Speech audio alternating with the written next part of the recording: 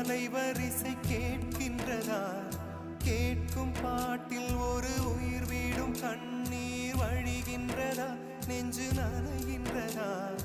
இதயம் கருகும் ஒரு வாசம் வருகிறதா? காற்றில் கண்ணீரை ஏற்றி கவிதை செந்தேனை ஊற்றி கண்ணே உன் வாசல் சேர்த்தேன்.